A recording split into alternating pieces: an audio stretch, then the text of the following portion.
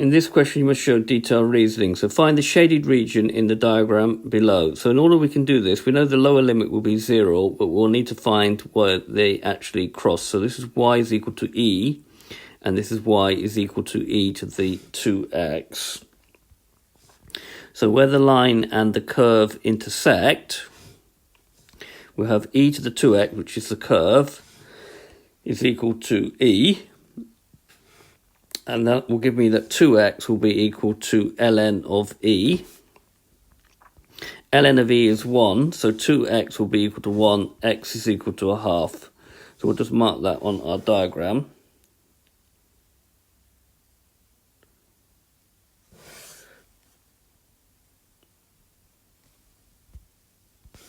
So we'll mark that point on our diagram. So here we have a rectangle. All right, so this is the line y is equal to e. So this rectangle has,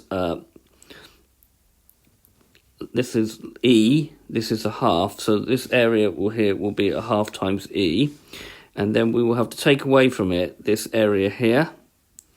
So that area here will be the integral from 0 to 1/2 of e to the 2x dx.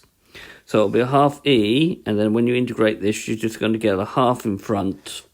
E to the 2x, so just think what you're doing here. If you differentiate that, you get 2. So in order for it, if you put that in there, 2 over 2 will give me 1 e to the 2x, which is what I want. You always need to remember that integration is the reverse of differentiation. The limits now go from 0 to 1/2. So we get 1/2 e to the minus 1/2, e to the 2 times minus 1/2, minus e to the 2 times 0. Just writing that up here again. That's going to give me 1/2 e. 2 times 1/2 is going to be e to the 1, and this will be minus e to the 0.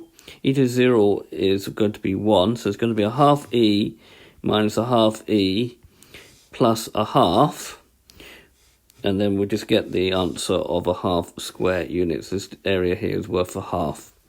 Okay, so this has been a video to show you how to find the area between y is equal to e to the 2x and x is equal to e. I hope you've understood, and I thank you very much for watching.